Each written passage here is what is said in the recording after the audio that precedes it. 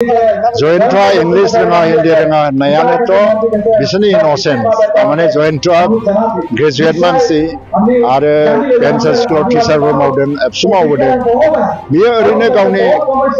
बाहेरायाव जि स्मार्टनेस बा अभार स्मार्टनेसखौ देखायनो थाखाय लेंगुवेज बाहाया जेराव जेला नांगौ अब्ला बाहायो नाथाय क'क्राझारा पार्सेन्टेज वाइसआव नायोबा आसामनि गेजेरावनो गुबुन गुबुन समाजनि तुलनायाव हाइएस्ट पार्सेन्टेजआव जों देरहानो हागौ पार्सेन्टेजआव नायोबा नैथि खोलोबनि जि बिसायख'थि बे जानानै थांबाय 19 तारिखआव आरो 19 तारिखआव जि बिसायख'थि जादों माइ रिजाल्टआ क्लियार मोनबा समस्तिनिबो मोनबायावबो एनडिए केन्डिडेटआनो देरहायो आरो नैथि खोलोबनि जानानै थांबाय दाखालि मोनबा समस्तियाव मोनबायावबो एनडिए केन्डिडेटआनो देरहागोन नगावखौ लानानै मोनसे चर्चा जाबाय थादों न'डाउट किन्तु नगावआवबो एनडिए केन्डिडेटआनो देरहानायनि मोनसे सम्भावनाया क्लियार दा थामथि खोलोबनि जि बिसायख'थि धुबरी गुवाहाटी बरपेटा आरो क'क्राझार बे जानो थांगासिनो दं बेवहाय जा जयन्त बसुमतारिया एनडिए केन्डिडेट हिसाबै बाहाय कन्टेस्ट खालामदों आरो बेनिखायनो जयन्त बसुमतारिनि थाखाय दिनै जोङो बासबारि बे बारंगाबारियाव बाहाय फैनानै जोङो केम्पेइन खालामदों डक्टर हिमन्त बिश्व शर्मा फैदों जाति धर्म खुनु बासिनाय गैयालासिनो बावहाय दा जयन्त बसुमतारिनो भट होनो थाखाय रेडि जाबाय मानास गोदान विधानसभा समस्तिनि मानसिफोरा ओंखायनो बावहाय जोङो फ्राय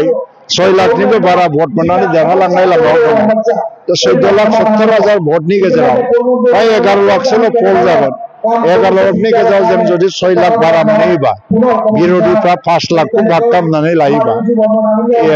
बिपिएफआ 2 लाखसोल' भट मोनगोन कंग्रेसआ 1 लाखसो मोनगोन नमस्तरनिया ग्रुपआ 1 लाखसो मोनगोन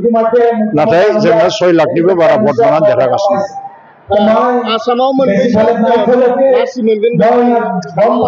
आसामाव 14तानि गेजेराव 13ताया देरहानाय लामायाव दंबा देरहाबायानो धुबरीखौ लानानै जों दाबो क्लियार जानो हायाखै नाथाय चिफ मिनिस्टारा बाहाय थांगासिनो दं आरो थांबावगोन बेनि उनाव सोलायोबा बुंनो हाया नाथाय क'क्राझारा पार्सेन्टेज वाइसआव नायोबा आसामनि गेजेरावनो गुबुन गुबुन समाजनि तुलनायाव हाइएस्ट पार्सेन्टेजआव जों देरहानो हागौ पार्सेन्टेजआव नायोबा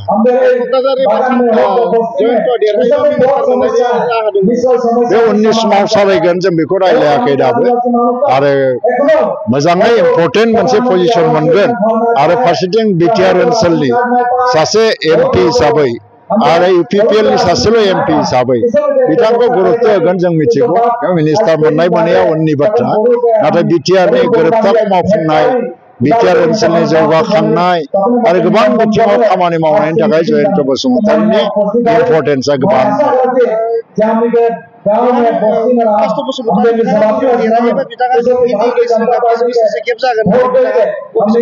जयन्टआ इंलिश रोङा हिन्दी रोङा होननायानोथ'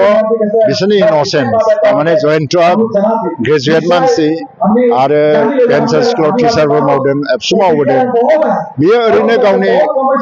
बाहेरायाव जि स्मार्टनेस बा अभार स्मार्टनेसखौ देखायनो थाखाय लेंगुवेज बाहाया जेराव जेला नांगौ अब्ला बाहायो आंखौबो गोदो राज्यसभायाव थांजेनब्ला आंखौबो बिदिनो बुंदोंमोन खिन्थु आं जेराव नांगौ जि लेंगुवेजखौ नांगौ आं बाहायबोदों दिनै आंनि सायाव बे प्रश्नखौ खालामनो हाला आं हिन्दीबो बुङो इंलिशबो बुङो जेरै नांगौ बे आंनि थाखाय मोनसे फेसन नङा जोंनि थाखाय फेसन नङा इंलिश रोंनाय इंलिश बुंनाया जोंनि थाखायबो फेसन नङा समा खिन्थागोन खाम्फाया इंलिश गोरों बेहा मोनसे सुजुग मोनबाय गावनि रोंनायखौ देखायनो डेपुटि चिफ हिसाबै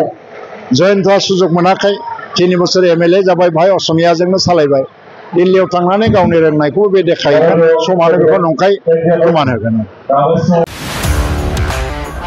गोजोनथाव खौरां बाजास्पाइक लानो गोसो गुदुं सुबुंफोरनि थाखाय गोजोनथाव खौरां